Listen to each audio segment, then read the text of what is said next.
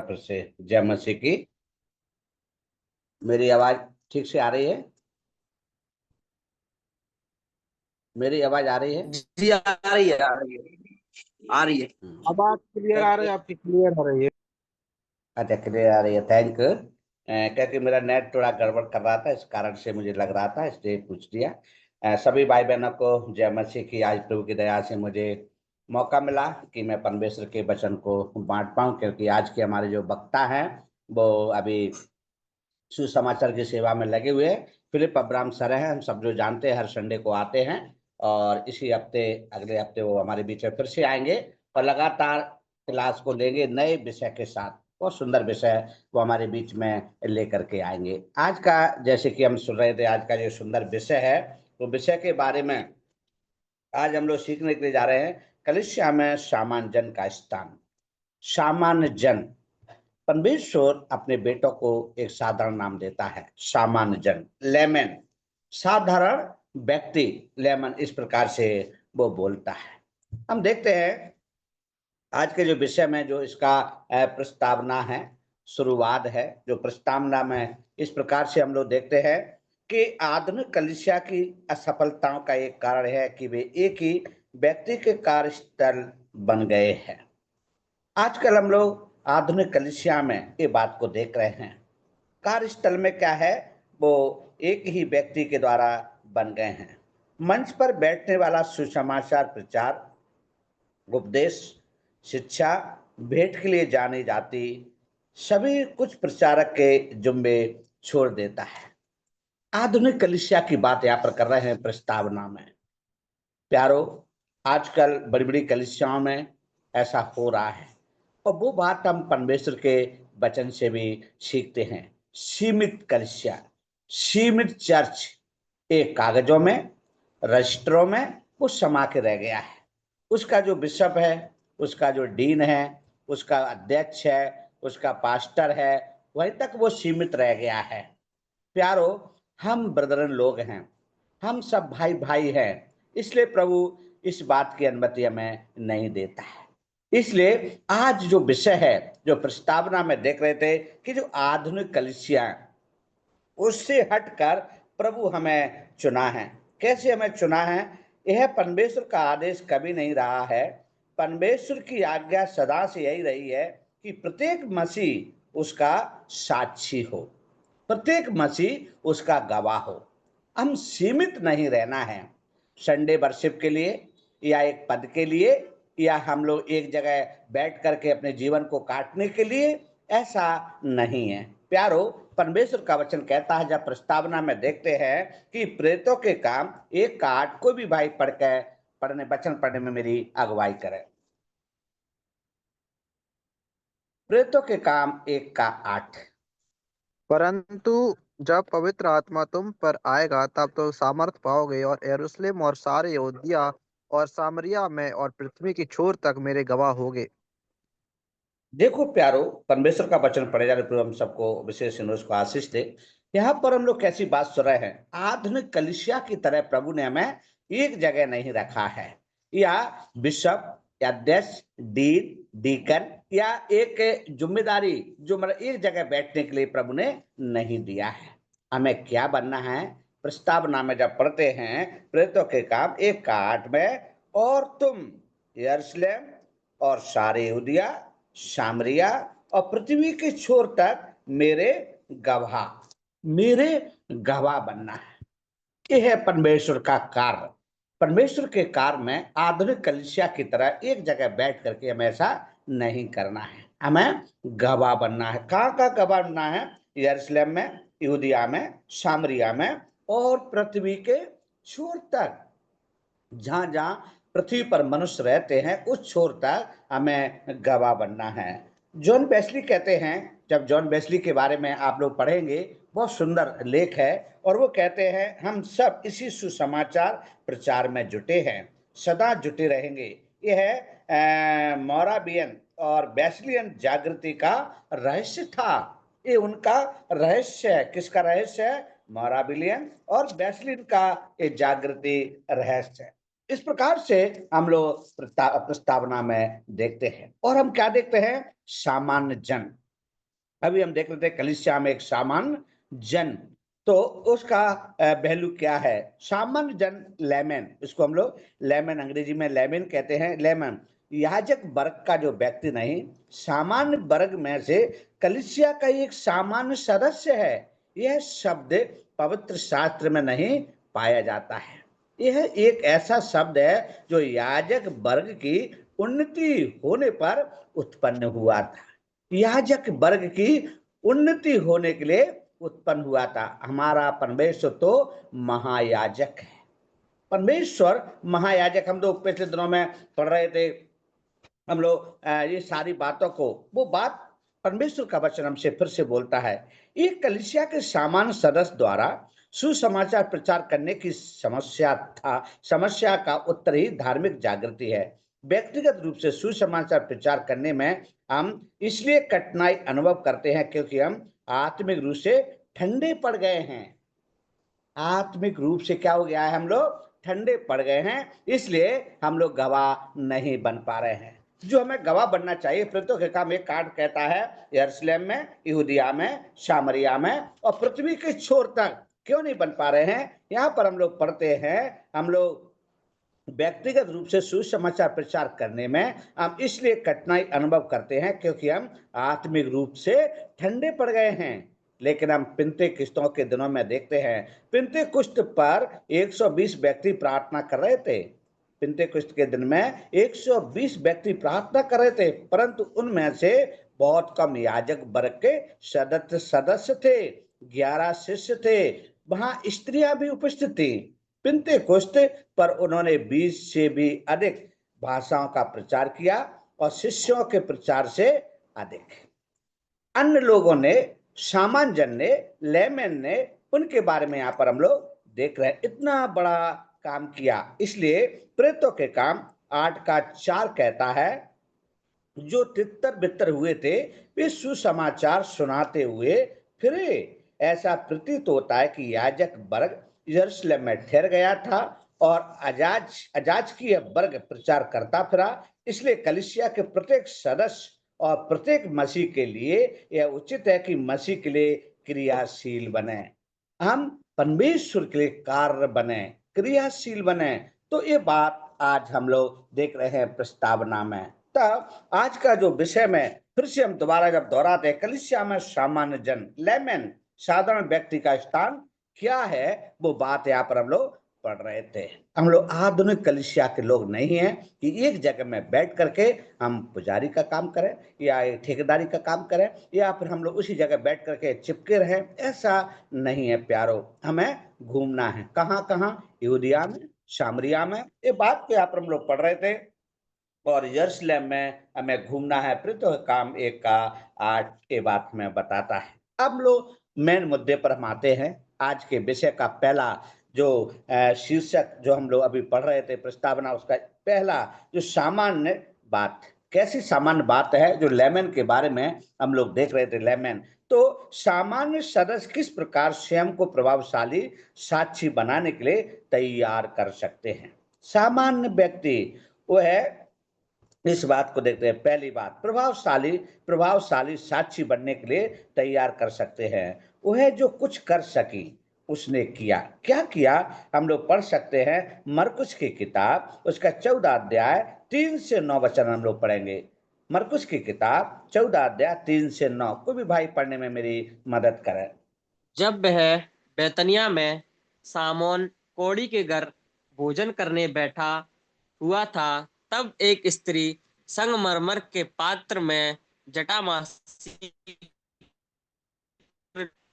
आई और पात्र तोड़कर इत्र को उसके सिर पर उड़ेला।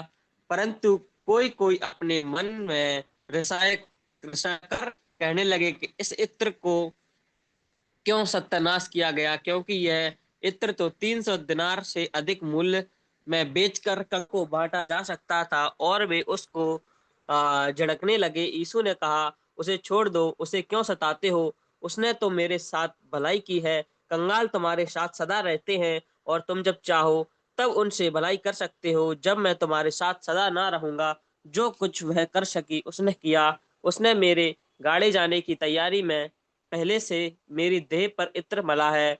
मैं तुमसे सच कहता हूँ कि सारे जगत में जहाँ वहीं सुसमाचार प्रचार किया जाएगा, वहाँ उसके इस काम की चर्चा भी उसके स्मरण में की जाएगी। थैंक यू भाई। सुंदर वचन पढ़े जाने पर प्रभु आपको आशीष दे। यहाँ पर हम लोग अब देख रहे हैं सामान्य सदस्य किस प्रकार स्वयं को प्रभावशाली साक्षी बनने के लिए तैयार कर सकते हैं। वह जो कुछ कर सकी, कौन कर सकी। यहाँ पर हम लोग मरियम की कथा के बारे में सुन रहे थे। बेतनिया की मरियम की कथा है जो मरकुस 14 अध्याय 3 से 9 में हम लोग पढ़ रहे थे। प्रभु आपसे उन्हीं प्रतिभाओं को प्रयोग करने के लिए कहता है जो उसने आपको प्रदान की हैं।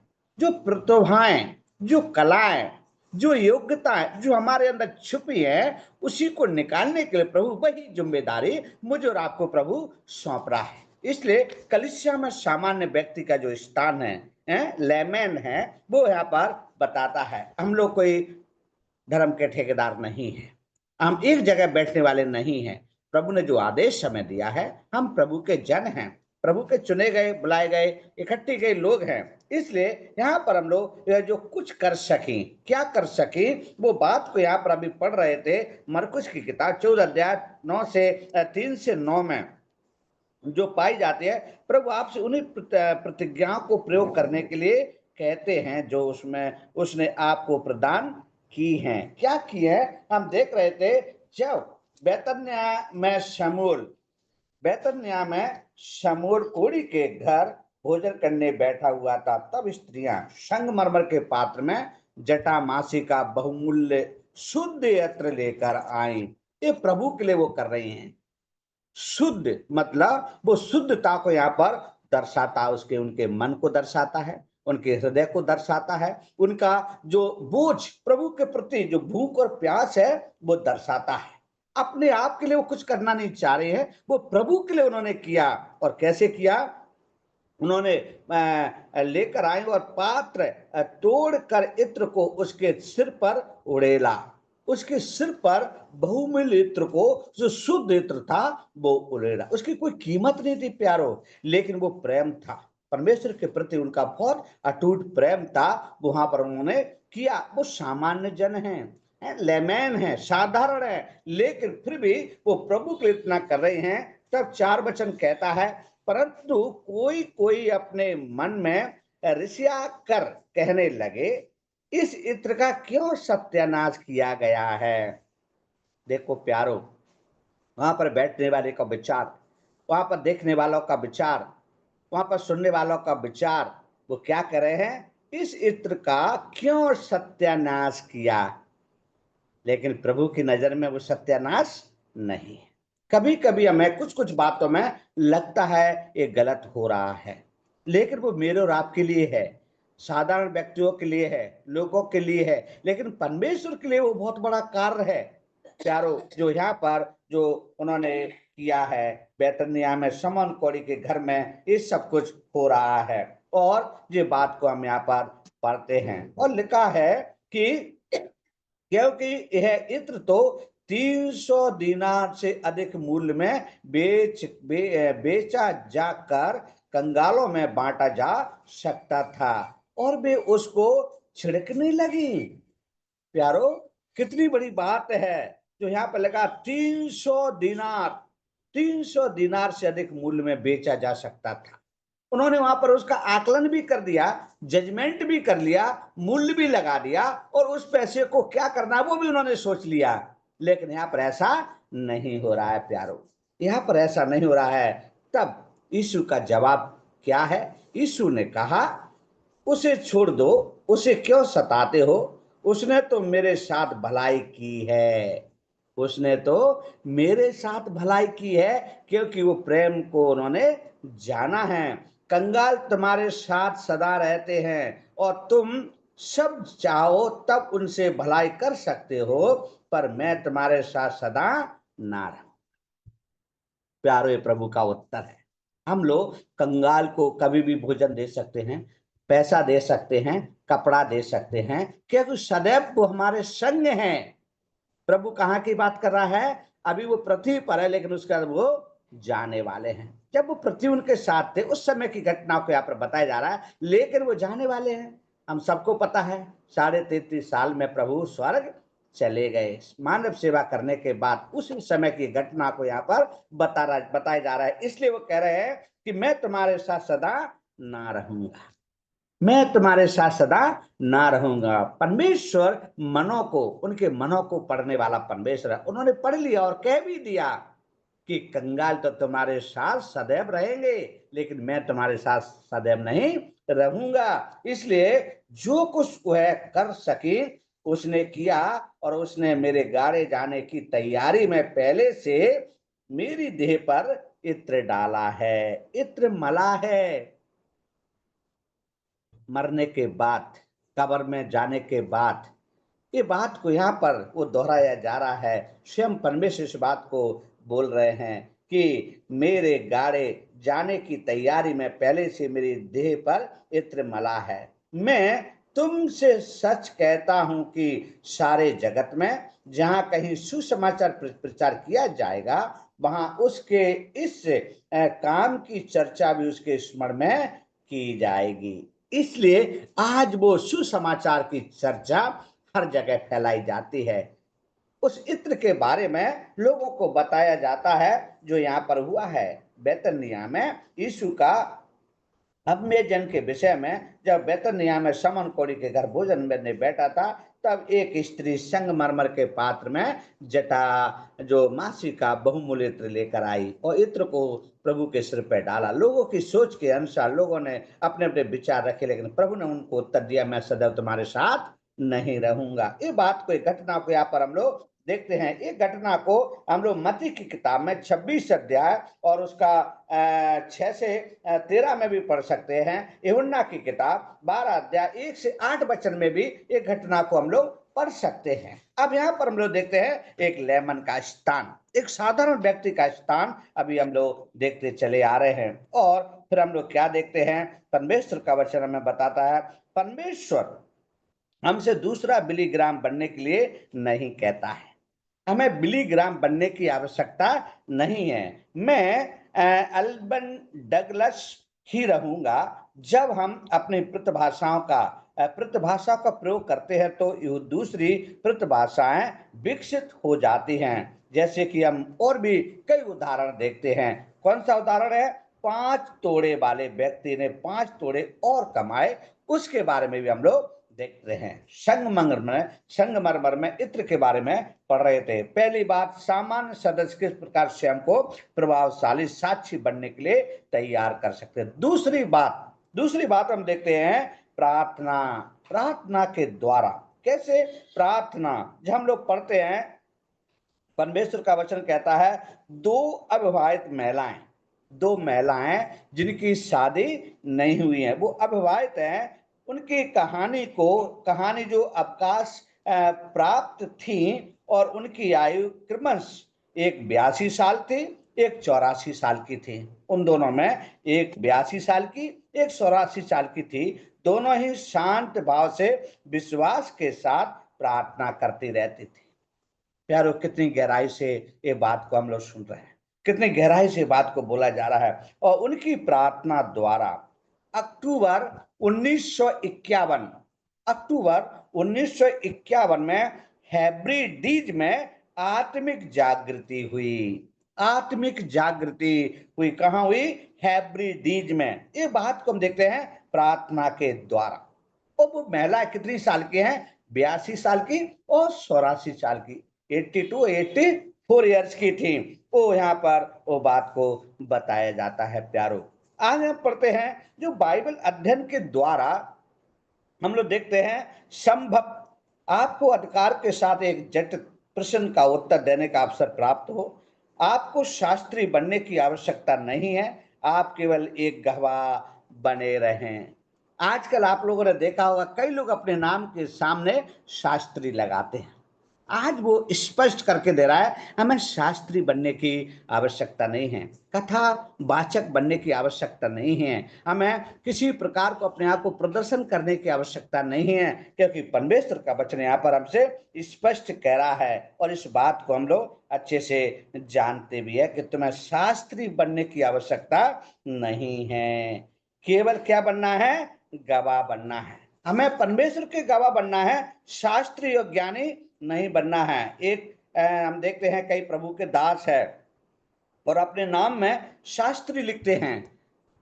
वो अपने आप को सोच लेते हैं हमने डबल पीएचडी की है, ट्रिपल पीएचडी किया है, बहुत हम पढ़े लिखे हैं, बहुत हम ज्ञानी हैं, बहुत कुछ हैं। लेकिन जब उनके आत्मिक जीवन में झांका जाता है, उनके आत्मिक जीवन में हम जब देखते हैं तो वो अविश्वास योग्य पाए जाते हैं, मतलब विश्वास योग्य भी नहीं पाए जाते हैं, लेकिन फिर भी लिखते हैं शास्त्री।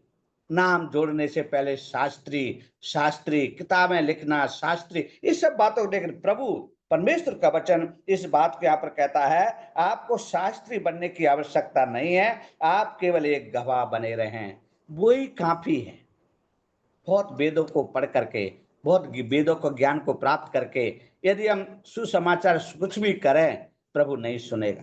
आपका जीवन कैसा है, आप इस योग्य हैं कि नहीं है, वो बात को पढ़ा जाता है। इसलिए वो कह रहा तुम तो बस गवाह बने रहो। कहाँ का गवाह बनना है वो हम लोग पढ़ चुके हैं, जो प्रेरितों के काम 1:8 में, यरूशलेम में, यहूदिया में, सामरिया में, पृथ्वी के छोर तक मुझे और आपको क्या करना है? गवाह बने रहना है। इसलिए इस बात को यहाँ पर हम लोग पढ़ते हैं और हम लोग पढ़ते हैं पवित्र शास्त्र का मार्गदर्शन खोजने के द्वारा।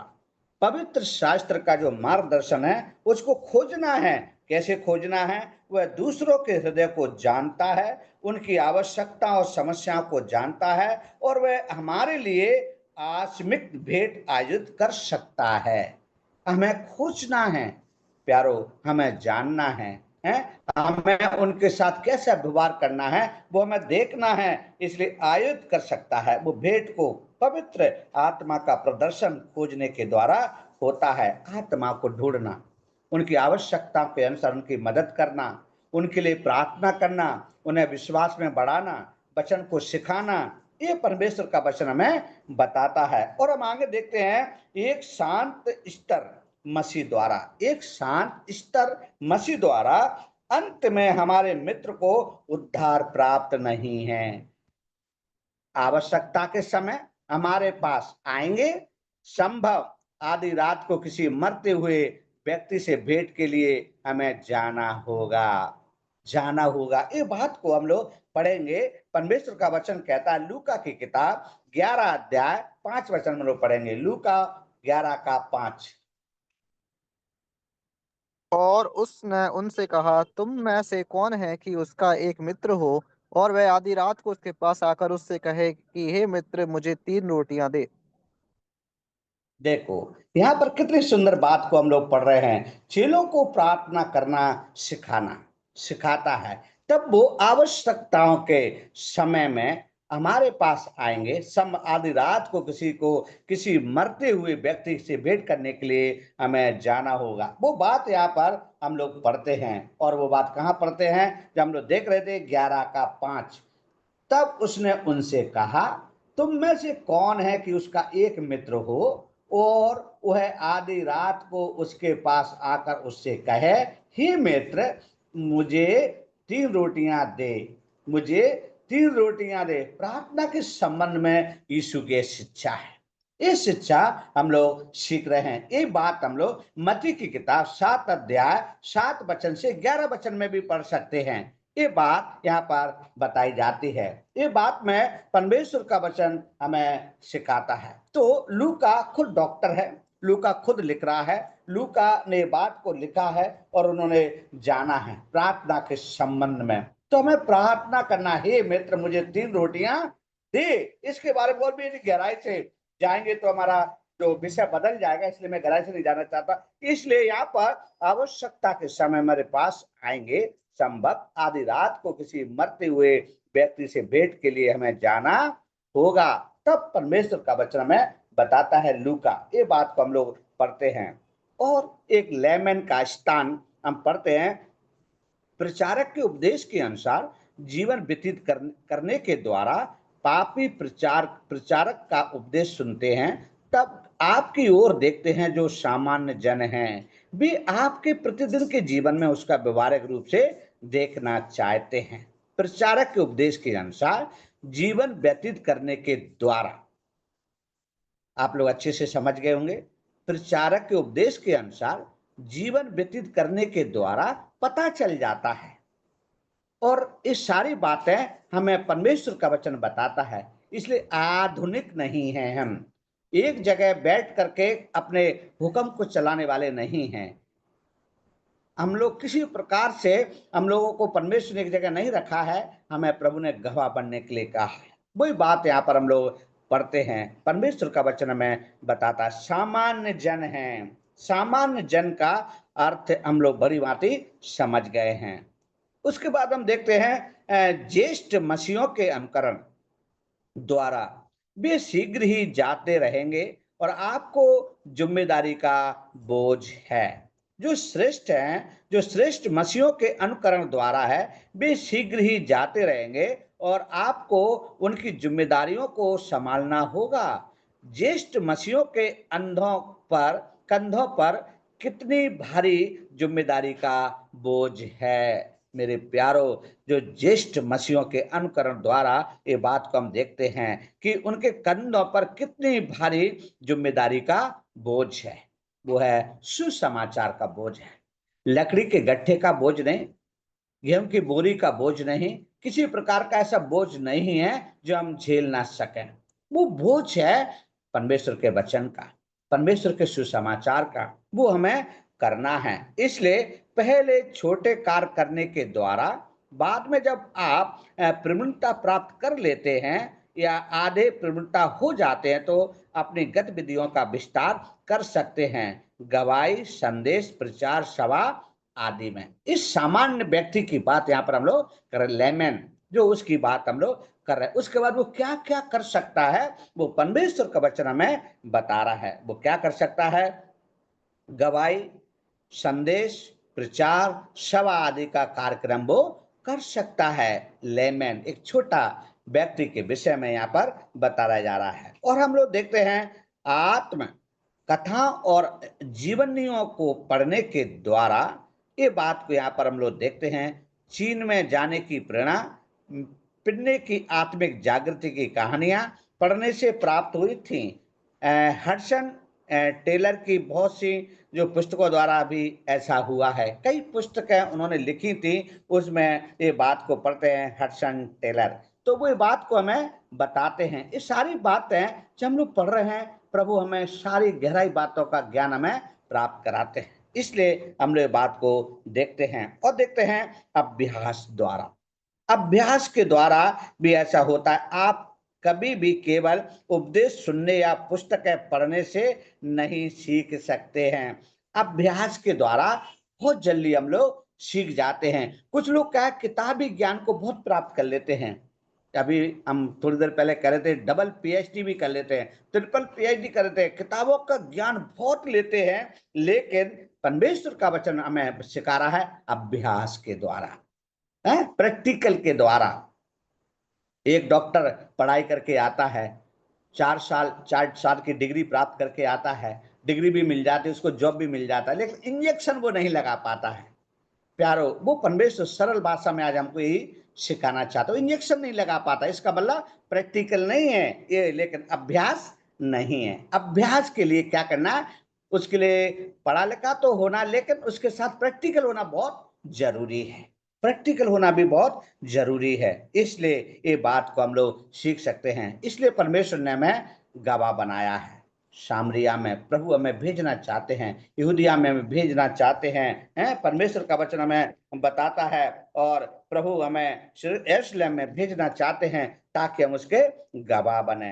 परमेश्वर का वचन हमें बताता है। हम देखते हैं दूसरी बात। पहली बात हम यहाँ पर देख रहे थे, सामान्य सदस्य किस प्रकार स्वयं को प्रभावशाली साक्षी बनने के लिए तैयार कर सकते हैं। दूसरी बात हम पढ़ते हैं, सामान्य जनों के लिए सुसमाचार प्रचार करने के प्रभावशाली साधन। यहाँ पर हम लोग देखते हैं, पहले हम देख रहे हैं साक्षी बनने के लिए तैयार कर सकते, बोला गवाह। दूसरा हम लोग देख रहे हैं प्रभावशाली साधन। क्या क्या साधन हम इस प्रकार से देख सकते हैं? परमेश्वर का वचन में कई गहराई बातों को दिखाता है। जब हम लोग पढ़ते हैं यूहन्ना की किताब 1 अध्याय 40 से 42 वचन में काफी बातें लिखी हैं। तो यहाँ पर हम लोग देखते हैं लोगों को गिरजे में अपनी कार में बैठा कर लाने, गाड़ी का किराया देने या उनके साथ गिरजे तक आने जाने द्वारा या अपने कॉलेज के सहपाठी के साथ आने जाने के द्वारा, ये बात को यहाँ पर हम लोग देखते हैं कि अंद्रयास अपने भाई पतरस को यीशु के पास लेकर आया था। जब हम लोग सामान्य तरीके से जीते हैं, मैं मोटरसाइकिल से जा रहा हूँ, दतिया से डबरा जा रहा हूँ, वो कोई ऐसा व्यक्ति मिलता है कि उसको जरूरत है, वो डबरा जा रहा है और उसके पास साधन नहीं है, मैं उसको बिठा के ले जा सकता हूँ, उसी समय उसको सुसमाचार सुना सकता हूँ। किसी दुकान में कुछ सामान खरीदने के लिए जा रहे हैं, वो परचेज कर रहे हैं, हम लोग बातचीत करते करते यीशु का नाम हमारे मुंह से निकलना है कि हम यीशु के जन हैं। ये गवाही का समय है। परमेश्वर का वचन कहता है ऐसा करने से सामान्य जनों के लिए सुसमाचार प्रचार करने के प्रभावशाली ये साधन हैं।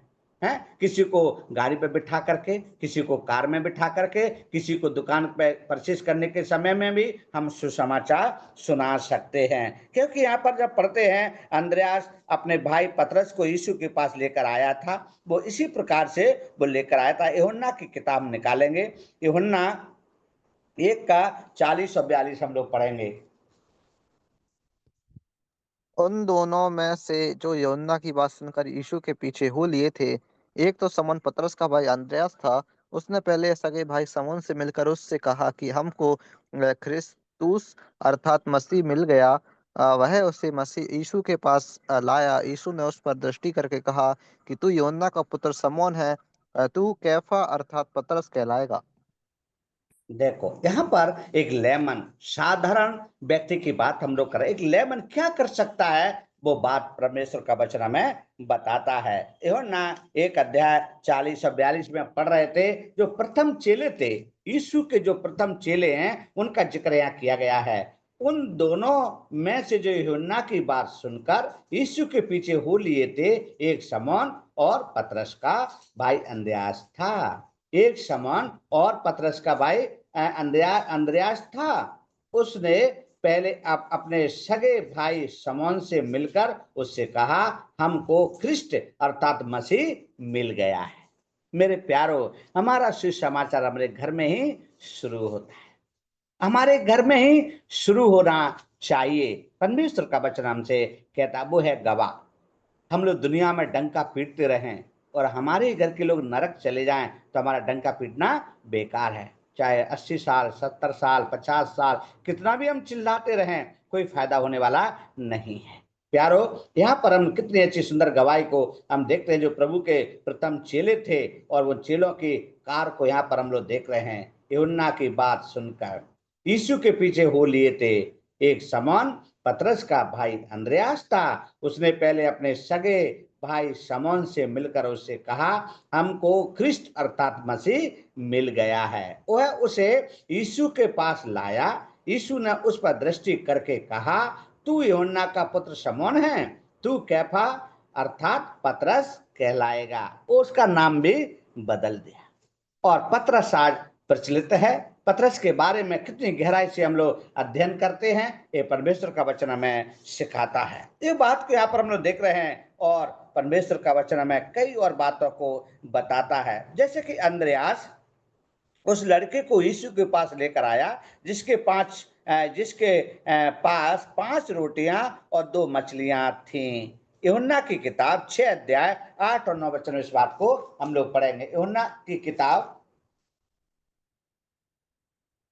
6 अध्याय 8 और 9 वचन। उसके चेलों में से समौन पतरस के भाई अंद्रयास ने उससे कहा, यहाँ तक एक लड़का है जिसके पास जबकि 5 रोटी और 2 मछलियां हैं, परंतु इतने लोगों के लिए वे क्या है। देखो यहाँ पर हम लोग देखते हैं 8 और 9 में, उसके चेलों में से समौन पतरस के भाई अंद्रयास ने उससे कहा यहाँ एक लड़का है जिसके पास जो कि 5 रोटियां हैं और 2 मछलियां हैं, परंतु इतने लोगों के लिए वे क्या हैं, वे क्या हैं, ये बात को यहाँ पर हम लोग पढ़ते हैं। एक सामान्य बात, एक सामान्य जन लेमन ये बात को सोच सकता है, लेकिन परमेश्वर के लिए ये छोटी बात है। परमेश्वर बड़े बड़े काम करने वाला परमेश्वर है, इस बात को यहाँ पर हम लोग देखते हैं। और फिर आगे देखते हैं, जब परमेश्वर का वचन कहता है अंद्रयास कुछ यूनानियों को यीशु के पास लेकर आया, यूनानियों को लेकर आया। देखो उनकी गवाही, परमेश्वर के कार्य को यहाँ पर हम लोग देखते जा रहे हैं। पहले रोटी के द्वारा, उसके बाद हम लोग ये बात को देखते हैं। और हम ये भी जानते हैं कि 5 रोटी 2 मछली से प्रभु ने 5,000 लोगों को खाना खिला दिया। स्त्री और बच्चे अलग हैं, वहां पर लोगों का, जनों का जिक्र किया गया है। प्यारो हम सब जानते हैं, उसके बाद बच्चे भी हैं और स्त्रियां भी हैं, ये बात को भी हम लोग जानते हैं। यूहन्ना की किताब 12 अध्याय 20 और 22 वचन में पढ़ेंगे, 20 से 22।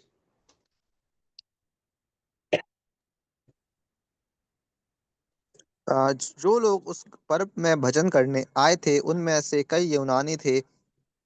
उन्होंने गलील के बैतसैदा के रहने वाले फिलिप्पुस के पास आकर उससे विनती की कि श्रीमान, हम यीशु से भेंट करना चाहते हैं। फिलिप्पुस ने आकर एंद्रियास से कहा।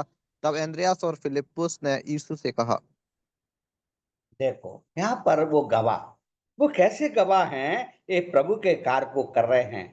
और यहाँ पर हम लोग पढ़ रहे थे, जब यूहन्ना 12 का 20 से 22 में हम पढ़ते हैं यूनानियों का यीशु को ढूंढना, यूनानियों का यीशु को ढूंढना।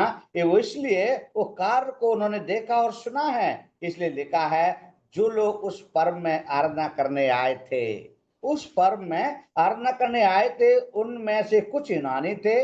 उन्होंने गलील के बैतसैदा के रहने वाले फिलिप्पुस के पास आकर उससे विनती की, श्रीमान हम यीशु से भेंट करना चाहते हैं। श्रीमान, इस शब्द बार बार जब लिया जाता है, इस शब्द को हम जानते हैं, हम भेंट करना चाहते हैं। फिलिप्पुस ने आकर अंद्रयास से कहा। तब अंद्रयास और फिलिप्पुस ने जाकर यीशु से कहा। ये परमेश्वर का गवाह, परमेश्वर के कार्य के लिए तैयार हो गए। सामान्य जनों के लिए सुसमाचार प्रचार करने के प्रभावशाली साधन है। ये कितना साधारण है, मतलब मुंह से ही बोलना है, एक्टिविटी हमें दिखाना है। हम लोग साधन के द्वारा भी हम लोग मोटरसाइकिल पे, कार में बिठा करके सुसमाचार भी हम लोग सुना सकते हैं। एक अच्छा मौका में मिलता है, इसलिए स्थानीय मसीह संस्थाओं में सम्मिलित होकर उनके महान कार्यों में उनकी सहायता करना है। स्थानीय मसीह संस्थाओं में आजकल हम लोग क्या करते हैं, सहयोग करना नहीं चाहते हैं, किसी प्रकार से लोगों की मदद करना नहीं, सेवा को बढ़ाने के लिए इच्छुक नहीं रहते हैं, अपने तक सीमित हो जाते हैं। यीशु मसीह ने मुझे चुन लिया है, बस वही काफी है, मैं मरूंगा और स्वर्ग चलू जाऊंगा। प्रभु का ऐसा आदेश नहीं है प्यारो, परमेश्वर का आदेश अलग है। प्रेरितों के काम 1:8 में बताता है दुनिया के छोर तक हमें गवाह बनना है, आत्मा को बचाना है, जीतना है। इसलिए स्थानीय मसीह संस्थाओं में सम्मिलित होकर उनके महान कार्यों में उनकी सहायता करना है।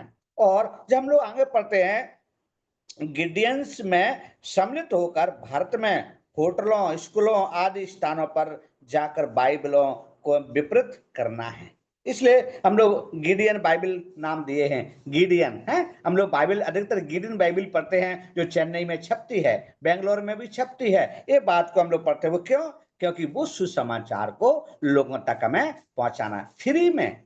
प्रभु ने हमें सुसमाचार फ्री में दिया है, तो हमें फ्री में ही बांटना है और लोगों को सुसमाचार सुनाना है। और भी कई संस्था हैं, उनके द्वारा भी ऐसा हम देखते हैं। देश विदेश की मिशनरों में को धन देने के द्वारा कई लोग धन देते हैं, अपना 10 मास हर महीना जो कमाते वो निकाल कर अलग रखते हैं और प्रभु के दासों को प्रभु के कार्य में लगाते हैं। प्यारो, ये सेवा भी हम लोग कर सकते हैं। साधारण लेमन के बारे में इस बात को यहाँ पर पढ़ते हैं और हम देखते हैं अपने पास्टर को प्रोत्साहित करने के द्वारा उसे क्रियाशील युद्ध और संघर्ष करते रहने के लिए प्रोत्साहन करना है, क्योंकि वह भी निराशित हो सकता है। समय समय पर उसको मुस्कुरा कर और हाथ मिलाकर प्रोत्साहन करते रहिए। हैं, प्रभु के दास को भी, प्रभु के जन को भी हमें ऐसा करना है। गलियों के बच्चों के लिए अपने घर में बाइबल कक्षा, संडे स्कूल लगाकर उनको सिखाना है। आयुक्त करने के द्वारा समर्थ कोई मसीह संस्था या एक शिक्षक का प्रबंध कर देगी। ये बात को भी हम लोग देखते हैं, ये काम को भी हमें करना है। लेमैन एक साधारण व्यक्ति का स्थान वो कितना बड़ा कार्य कर सकता है, ये बात को यहाँ पर हम लोग सीख रहे हैं। और परमेश्वर के वचन में कई ऐसी सामान्य जो बातें हैं वो यहाँ पर हमें बताते हैं। और हम लोग देखते हैं, यदि समय और प्रतिभा अनुमति देती है तो संडे स्कूल कक्षा को पढ़ाइए। अपने सुपरडेंटल को बता दीजिए कि आरंभ में आप एक शिक्षक के विकल्प के रूप में उपलब्ध हैं। मतलब मैं संडे क्लास ले सकता हूं, सुसमाचार को मैं बांट सकता हूं, परमेश्वर के आदेश है उसको मैं पालन कर सकता हूं। सभा में दूसरों को आमंत्रण करने वाले बनिए। यदि भी हाँ हाँ कहते हैं और आते नहीं तो निराश ना हो जाइए, प्रसन्न बने रहिए और बार बार उनको आमंत्रण करते रहिए। कभी कभी ऐसे लगता है मैं भाई को बुला रहा हूं, भाई नहीं आ रहा है, तो मुंह नहीं मोड़ना है, उसको बार बार उससे बात करना है। सुपरडेंटेंट को बता दीजिए। ये बात को यहाँ पर हम लोग पढ़ते हैं, सभा में दूसरों को आमंत्रण करने वाले बने। यदि हाँ हाँ कहते हैं और नहीं आते तो भी कोई बात नहीं है, प्रसन्न रहना है, प्रसन्न रहना है। प्रभु का सुसमाचार यही है। अपने घर में आत्मिक जागृति आदि के लिए प्रार्थना सभा का आयोजन और नेतृत्व करने के द्वारा भी हमें करना है। हम लोग महीने में एक बार इकट्ठे हो सकते हैं, महीने में 2 बार इकट्ठे हो सकते हैं। जितना लोगों की सोच, लोगों का विचार, उनको जान करके, उनके काम को देखकर, उनकी नौकरी या उनका जो बिजनेस या उनका जो व्यस्तता को देख करके भी हम महीने में एक बार भी कम से कम इकट्ठे हो सकते हैं। इसके द्वारा भी हम गवाह बन सकते हैं। प्रभु के कार्य को हमें करना है। अपने घर में आत्मिक जागृति आदि के लिए प्रार्थना सभा आयोजन हम लोग कर सकते हैं। सुसमाचार प्रचार की सभा में अपने बगल में बैठे व्यक्ति को मसीह को स्वीकार करने के लिए शांत भाव से आमंत्रण करने के द्वारा प्रचारक सार्वजनिक रूप से आमंत्रण कर सकता है। आप व्यक्तिगत रूप से आमंत्रण कीजिए। यह व्यक्तिगत संपन्न का एक ऐसा भेद है जिसका विरोध नहीं होता है। बातचीत में भी हम सुसमाचार बोल सकते हैं, बातचीत में भी हम लोग सुसमाचार सुना सकते हैं। ये साधारण बात है, हमारे लिए बहुत जरूरी है। हम लोग अपने आप को स्टैंडर्ड, अपने आप को या अच्छा प्रचारक या अच्छा शास्त्री बनने की आवश्यकता नहीं है। हम छोटे से लेमैन के द्वारा भी अपने कार्य को हम लोग कर सकते हैं। साधारण व्यक्ति कर सकता है, ये बात को हम यहाँ पर सीख रहे हैं। इसलिए कई लोग सोचते हैं मैं ऐसा हूं, मैं वैसा हूं। प्यारो, परमेश्वर का वचन अनुमति नहीं देता है। परमेश्वर का वचन मुझे और आपको वही सिखा रहा है जो हमें करना है और करना चाहिए। हमें गवाह बनना है, हमें परमेश्वर का गवाह बनना है, परमेश्वर के कार्य को करना है। कितनी एक्टिविटी हमने देखा है, कितना भी हम सुन रहे हैं आने जाने के द्वारा भी, एक जगह बैठने के द्वारा, शॉपिंग करने के द्वारा, हर जगह एक मौका हमें मिलता है, उसको हमें नहीं गंवाना है। प्यार, इस बात को यहाँ पर हम लोग देखते हैं। और हम देखते हैं यहाँ पर जो जागृति, जो अपने घर में आत्मिक जागृति सभा भी कर सकते हैं। सुसमाचार प्रचार के समय अपने बगल में बैठे व्यक्ति को सुसमाचार सुना सकते हैं। पश्चाताप करने वालों के साथ ऊपर मंच पर जाकर उनके सामने खड़ा होने के द्वारा भी कर सकते हैं। पश्चाताप, ये बात को भी हमें जानना है। एक सलाहकार या सहायक होने के द्वारा अपने साक्षी उनके सामने प्रस्तुत करने के लिए तैयार रहिए और पापियों को यीशु ख्रिस्ट की ओर आकृष्ट कीजिए। डरिए मत, आप देखते रहने और स्वयं ऐसा करने से सब कुछ सीख जाएंगे। हमें डरना नहीं है। डर जाते हैं, सुसमाचार सुनाएंगे, जेल हो जाएगी, पकड़ के ले जाएंगे, थाने में चले जाएंगे, तमाम ऐसी बातें होती हैं प्यारो, सोचते भी हैं प्यारो। लेकिन परमेश्वर का वचन यहाँ पर कह रहा है मत डर, इधर उधर मत ताक, मैं तेरा परमेश्वर यहोवा परमेश्वर हूं, ऐसे उन्होंने स्पष्ट कहा है। इसलिए अच्छे पर्चे के द्वारा, जैसे कि हम देखते हैं, का प्रयोग करने के द्वारा वे सस्ते हैं परंतु आकर्षक और बहुत प्रभावशाली और भारत में सहज की स्वीकार किए जाते हैं। हमारे प्रभु के कई दास हैं, मैं नाम लेना नहीं चाहता हूं, वो अपने घर पर पर्चे छपवाते हैं और लोगों को देते हैं। अधिकतर वो सेवकों को देते हैं ताकि सेवक गली गली में जाकर, मोहल्ले मोहल्ले में जाकर प्रचार कर सकें। छोटे छोटे ट्रक, छोटे छोटे पर्चे वो अपने खुद के स्वयं के खर्चे पर, जो उनके लिए खाने के लिए पैसा होता है, वही पर्चों में छपा देते हैं, पर्चों के लिए खर्च कर देते हैं, क्योंकि परमेश्वर का सुसमाचार पहुंचना है।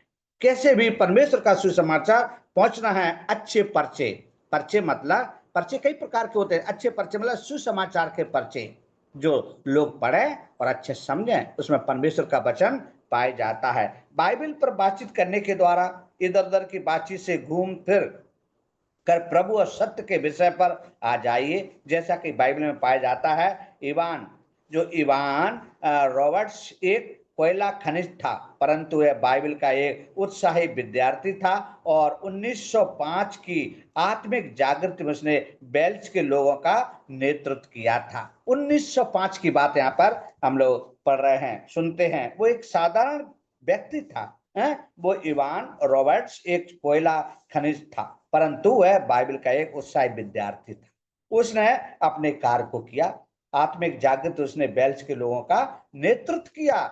हम लोग भी ऐसे नेतृत्व भी कर सकते हैं, परमेश्वर के कार्य को हम लोग कर सकते हैं। और अपनी गवाही देने के द्वारा उन प्रार्थना के उत्तरों के विषय में बताइए जो आपको अभी अभी प्राप्त हुए हैं। जैसे कि उदाहरण में हम भजन में पढ़ते हैं, भजन 50 का 15 हम लोग पढ़ेंगे। उसमें लिखा है, और संकट के दिन मुझे पुकार, मैं तुझे छुड़ाऊंगा और तू मेरी महिमा करने पाएगा। हम शांत भाव से कहानी बताकर उत्तम रीति से प्रभु की महिमा कर सकते हैं, साधारण तरीके से। इसलिए भजन 23 हम लोग कितने हफ्तों से सीखते आ रहे हैं।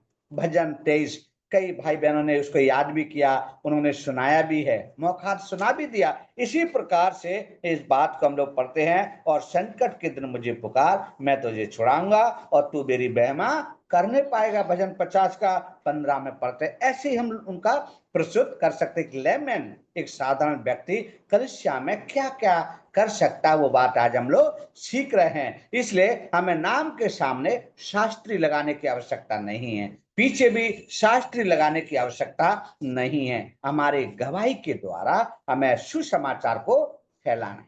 हमारे सुबह उठना बैठना इस सब चीजें हमारे जीवन में होना है। इसलिए हम लोग पढ़ते हैं परमेश्वर के वचन में गहराई से, और भी पढ़ते हैं, शोकित लोगों को साताना की सेवकाई द्वारा। कई परिवार में शोक रहता है, अशांति रहती है, वहां पर भी अपनी सेवा के द्वारा बहुत अधिक प्रभावशाली सिद्ध हो सकती है यदि इसमें कौशल का प्रयोग किया जाता है। समुचित पर्चों, फूलों, मसीह साहित्य, रोगों के लिए भाग दौड़ का प्रयोग कीजिए। यहाँ पर सारी चीजों को बताया, समुचित पर्चों, फूलों, मसीह साहित्य, रोगियों के लिए भाग दौड़ का प्रयोग कीजिए। मतलब ये है प्रभु की सेवा। प्रभु की सेवा एक जगह सीमित नहीं है। जैसे आधुनिक बात में हम देख रहे थे, आधुनिक जो कलीसिया के बारे में हम लोग देखते हैं, आधुनिक कलीसिया की असफलताओं का एक कारण है, आधुनिक कलीसिया एक जगह बैठ करके अपने कार्य को करना चाहते हैं, इसलिए वो असफल हैं। हमारा ब्रदरन, हमारा प्रभु के लोग हैं, पूरी दुनिया में इसलिए घूमते हैं, सुसमाचार लोग इसलिए जाते हैं कि प्रभु का राज्य बढ़े, आत्मा बढ़े और प्रभु में आ जाए, सम्मिलित हो जाए। इसलिए शोकित परिवार में जा सकते हैं, सांत्वना दे सकते हैं, समुच पर्चों के द्वारा, फूलों के द्वारा, और मसीह सात रोगों के लिए भाग दौड़ करके हम कर सकते हैं। भूखों को भोजन, प्यासों को जल, नंगों को वस्त्र देने द्वारा, और जेलों में भेंट के लिए जाने के द्वारा। देखो कितना मौका हमें मिल रहा है, प्रभु हमें सिखा रहे हैं वचन के द्वारा, कई मौके हमें दे रहे हैं। कैसे कैसे? नंगों को वस्त्र देना। आजकल तो अपने आप को नंगा प्रस्तुत कर देते हैं, हम खुद नंगे हैं, हम कहाँ से देंगे? लेकिन परमेश्वर का वचन कहता है भूखों को भोजन देना है, प्यासों को जल पिलाना है, नंगों को वस्त्र देना है, जेलों में भेंट के लिए जाने देना है। जेलों में भी जाना है। जो निराशा में रहते हैं, 20 साल 40 साल की सजा काटते हैं, 10 साल 5 साल की सजा काटते हैं, उनका जीवन निराशा से भर जाता, उसमें हम आशा दे सकते हैं प्रभु के सुसमाचार के द्वारा। ठीक है, पृथ्वी पर हमारा जीवन खत्म हो रहा है, कोई बात नहीं, हम स्वर्ग में मिलेंगे। वो अचंभित हो जाएगा, वो चौंक जाएगा, उस समय हमें पूरी कहानी सुनाने का मौका मिल जाएगा, सुसमाचार सुनाने का मौका मिल जाएगा। जब ये बात को देखते हैं, परमेश्वर का वचन कहता है, मत्ती की किताब 25 अध्याय 34 से 36 वचन में लिखा है, तब राजा अपनी दानी और बालों से कहेगा, हे मेरी पिता के धन्य लोगों, आओ हम उस राज्य के अधिकारी हो जाओ जो जगत की आदि से तुम्हारे लिए तैयार किया हुआ है। क्योंकि मैं भूखा था, तुमने मुझे खाने को दिया, मैं प्यासा था, तुमने मुझे पानी पिलाया, मैं परदेसी था, तुमने मुझे पहनने के घर में बैठाया, मैं नंगा था, तुमने मुझे कपड़े पहनाए, मैं बीमार था, तुमने मेरी सुधि ली, मैं बंदी गृह में था, तुम मुझसे मिलने आए। तुम मुझसे मिलने आए, इसलिए भूखों को भोजन, प्यासों को जल। ये बात हम मत्ती की किताब 25 अध्याय 34 से 36 वचन में ये बात को हम लोग पढ़ते हैं। हमें ऐसा करना है, हमें ऐसा करना है। एक लेमन, एक साधारण प्रचारक के बारे में भी हम लोग इस बात को देख सकते हैं। एक कार्य एक्टिविटी करने के लिए कोई धन की आवश्यकता नहीं है। यदि धन है तो और अच्छी बात है, क्योंकि ये सारी चीजों को हम लोग जुटा करके उनके बीच में हम लोग पेश कर सकते हैं। इस प्रकार से हम लोग देखते हैं। और क्या देखते हैं? अनाथों, विधवाओं की सुधि लेने के द्वारा परमेश्वर का वचन भी कहता है, याकूब की पत्री 1 अध्याय 27 वचन में लिखा है, हमारे परमेश्वर और पिता के निकट शुद्ध और निर्मल भक्ति ये है कि अनाथों और विधवाओं के क्लेश में उनकी सुधि लें और अपने आप को संसार से निष्कलंक रखें। ये मेरे और आपके कार्य के द्वारा ही होना है, ताकि हम लोग प्रभु के वफादार सेवक बने। वफादार एक लेमन, एक साधारण बन के हम प्रभु के कार्य को करना है। अनाथों के बीच में विधवाओं की सुधि लेने के द्वारा ये हमें करना है। याकूब की पत्र 1:27 कहता है अभी पढ़ रहे थे कि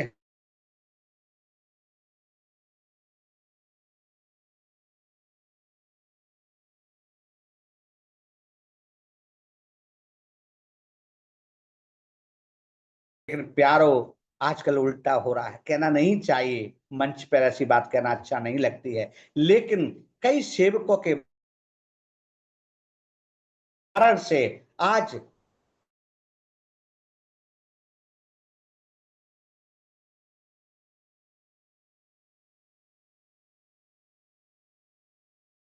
सेवा में आते हैं। वो कहते हैं ये मेरी प्राइवेसी है, मेरा टैलेंट है, मैंने पढ़ाई इसलिए किया है, डबल पीएचडी इसलिए किया है कि मैं पैसा कमाऊं। सुसमाचार को एक कोने में रख देते हैं, धन कमाने में लगे रहते हैं, घर, मकान, बिल्डिंग, जमीन जायदाद, फार्म हाउस सब बना के तैयार कर लेते हैं। लेकिन यहाँ पर परमेश्वर ने अनुमति नहीं दिया है, वो स्वर्गराज के वारिस नहीं होंगे। परमेश्वर का वचन कहता है प्रभु के कार्य, छोटा लेमन, एक साधारण व्यक्ति एक ऐसा कर सकता है। परमेश्वर हमें साधारण रखा है ताकि हम इस काम को करें। और भी हम देखते हैं प्रसन्नता फैलाने के द्वारा। एक मौची की कहानी को देखते हैं, बताई जाती है जो बहुत प्रसन्न था, वह किसी महिला के जूते बनाने के लिए उसके पांव का नाप ले रहा था। स्त्री उच्च समाज की महिला थी, राजकीय घराने की थी, परंतु वह बहुत दुखी थी। तुम इतने प्रसन्न क्यों हो? यीशु ने मेरे पाप क्षमा कर दिए हैं और मेरे हृदय में गीत रख दिया है। स्त्री कायल हो गई और बाद में उसका हृदय परिवर्तन हुआ। उसने राजाओं के सन्मुख साक्षी दी, जिनमें रूप का सम्राट भी सम्मिलित था। ये है गवाही। हो सकता है मैं जूते पालिश का काम करता हूँ, जूता जोड़ने का काम कर रहा हूँ, लेकिन मैं प्रसन्न हूँ। वो स्त्री भली है, धनी है, सब कुछ है, लेकिन वो निराश है। उसने पूछ लिया मौची से, तुम सुखी क्यों हो? तो उन्होंने यीशु के बारे में गवाही दिया। हम छोटे से लेमन हैं, हम उसके द्वारा भी प्रभु के कार्य को अच्छे से कर सकते हैं। सुसमाचार प्रचार करने के द्वारा जब पास्टर बीमार या छुट्टी पर है, जॉन वेस्ली ने मोराबियन आत्मिक जागृति के काल में 4 रात एक बड़ाई का उपदेश हैनट जर्मनी में सुना। कितनी बड़ी बात है जो हम लोग प्रभु के दासों के, उनके जो महान जो कार्य किए करने वालों के बारे में सुनते हैं। एक बढ़ई का उपदेश, मतलब लकड़ी बनाने वाला, खटिया बनाने वाला, गाड़ी के पहिया बनाने वाला, बैलगाड़ी बनाने वाला, ऐसे बारे में, बढ़ई के बारे में हम लोग सुनते हैं। सुसमाचार प्रचारक अपने पर करने के द्वारा एक पास्टर बीमार या छुट्टी पर है, तो जॉन वेस्ली ने मोराबियन आत्मिक जागृति के काल में 4 रात एक बढ़ई का उपदेश हैंड जर्मनी में सुना था। ये बात को गीत गाने के द्वारा मिस्टर सैनी के एक विशाल भीड़ को शांत और निमंत्रण कर दिया, जिसको महान DL मूडी नहीं संभल सका था। क्यायर में गीत गाइए और अकेले गाइए यदि परमेश्वर ने आपको यह प्रतिज्ञा दी है। गीतों के द्वारा भी हम प्रभु के कार्य को कर सकते हैं, सुसमाचार फैला सकते हैं, क्योंकि प्रभु ने हर व्यक्ति को टैलेंट दिया है। किसी को अच्छा बोलने का, किसी को अच्छा गाने का, किसी को अच्छा संदेश देने का, किसी को अच्छा कुछ कार्य, तमाम कार्य हैं प्रभु की सेवा में, एक कार्य पर डिपेंड नहीं है। नौकरी करने वालों के लिए अपने धन के द्वारा हमें सेवकाई को हम लोग बढ़ा सकते हैं। ये सारी बातें हम यहाँ पर सीख रहे हैं। इन बातों में हम लोग देखते हैं और देखते हैं कि किसी चित्र को रंगने के द्वारा, स्टेनबर्ग की पेंटिंग की कहानी जिसके फलस्वरूप जिंडेन डॉल्ट के स्वयं को एक समर्पित किया और 1727 में मोराबियन आत्मिक जागृति हुई। 1727 में ये बात को यहाँ पर पढ़ते हैं। ये कितनी गहरी बातें हैं जो आज हम लोग सुन रहे हैं, जो जिंजेन डॉन्स के बारे में इस बात को पढ़ते हैं। सभी स्थानों और अवसरों पर अपनी पूरी शक्ति से किसी भी कार्य को उत्तम ढंग से करने के द्वारा भी हम लोग प्रस्तुत कर सकते हैं। ये बात को यहाँ पर हम लोग देखते हैं। ये सारी बातें हैं जो परमेश्वर का वचन हमें बताता है। परमेश्वर के वचन से हम लोग सीख रहे हैं। एक लेमन हम यहाँ पर देख रहे हैं, कलीसिया में सामान्य जन, एक लेमन का स्थान क्या है, एक साधारण व्यक्ति क्या क्या कर सकता है, उसके लिए यहाँ पर है। हम लोग साधारण व्यक्ति हैं, छोटे लोग हैं, धनी नहीं है, लेकिन दिल के अच्छे हैं, परमेश्वर के कार्य में लगे रहते हैं। इसका जो सारांश है, थोड़ा सा समय लूंगा, इसका एक सारांश है, परमेश्वर का वचन हमें सिखाता है। फिर किसी दिन हम मत्ती 25, 21 से 23 में इन शब्दों को सुनेंगे। क्या सुनेंगे? उसके स्वामी ने उनसे कहा, धन्य अच्छे और विश्वासयोग्य दास, तू थोड़े में विश्वासयोग्य रहा और मैं तुझे बहुत वस्तुओं का अधिकारी बनाऊंगा और अपने स्वामी के आनंद में सहभागी हो जाओ। परमेश्वर का वचन हमें लेमन, एक छोटे से सेवक के लिए यहाँ पर वो बताता है, एक छोटा सा व्यक्ति के बारे में वो बताता है, साधारण व्यक्ति लेमन, कलीसिया में सामान्य जन को यहाँ पर हम देखते हैं। मत्ती कहता है 25 अध्याय 21 से 23 में, और बात को यहाँ पर देखते हैं, धन्य अच्छे और विश्वासयोग्य दास, तू थोड़े में विश्वासयोग्य रहा, मैं तुझे बहुत वस्तुओं का अधिकारी बनाऊंगा और अपने स्वामी के आनंद में सहभागी कराऊंगा, सहभागी कराऊंगा। इसलिए ये बात को देखते हैं। हम लोग पढ़ रहे थे जब 5 तोड़ों के विषय में देख रहे थे, हैं 5 तोड़े वाले व्यक्ति ने 5 और कमा लिए। इस प्रकार से अपने कार्य को हमें बनाए रखना है, अपने कार्य को हमें फैलाना है। छोटे से छोटे काम करके हम लोग प्रभु के गवाह हम लोग बन सकते हैं। इसलिए लेमन, एक साधारण व्यक्ति जो कलीसिया में उसका सामान्य जन, वो क्या क्या कर सकता है। प्रभुत्व के काम एक कार्ड फिर हमें याद दिलाता है, हमें गवाह बनना है यरूशलेम में, यहूदिया में और सामरिया में और पृथ्वी के छोर तक हमें गवाह बनना है। प्यारो, मेरा आप लोगों से अनुरोध है, रिक्वेस्ट है, प्रभु के कार्य को हम लोग दबा कर नहीं रखना है, प्रभु के कार्य को हमें फैलाना है, जो जैसे हो सके वैसे फैलाना है। मेरे पास धन नहीं है, कोई बात नहीं है, साधन नहीं है, कोई बात नहीं है, प्रभु जो हमें मौका दे रहा है वैसे हमें करना है। हम वचनों में सुन रहे थे, गवाहियों में सुन रहे थे, किस किस प्रकार से हम लोग परमेश्वर के कार्य कर सकते हैं। लोगों की नजर में कुछ भी हो सकता है, लेकिन हमारी नजर में प्रभु अच्छे से जानना है, एक गवाह बनना है। गवाह बहुत जरूरी है। ऐसा गवाह नहीं जो बदनामी का नाम हो, बदनामी का दाग लग जाए, हैं फिर वो जीवन भर बदनामी ही झेलता रहे, ऐसा नहीं। हमें परमेश्वर के कार्य को ईमानदारी और सच्चाई के साथ करना है, परमेश्वर की महिमा करना है। परमेश्वर मुझसे आपसे यही चाहता है, जो छोटा लेमन, मतलब कलीसिया में सामान्य जन, साधारण व्यक्ति लेमन के बारे में, हमें आधुनिक कलीसिया नहीं बनना है। आधुनिक कलीसिया के बारे में हम लोग देखते हैं, सुनते हैं, धूल जमी रहती है। घर जैसे, महल जैसे बनी हुई कलीसिया आज मिट्टी और धूल में परिवर्तन हो गई हैं। इसलिए हम छोटे से कमरे में भी प्रभु की आराधना करना है, लेकिन परमेश्वर की महिमा होना है, प्रशंसा होना है, नाम वास्ते नहीं, कार्य दिखना है। परमेश्वर हमसे यही चाहता है। परमेश्वर इस वचनों के द्वारा हम सबको प्रभु आशीष दे। परमेश्वर के धन्य नाम की महिमा हो। सबको जय मसीह की।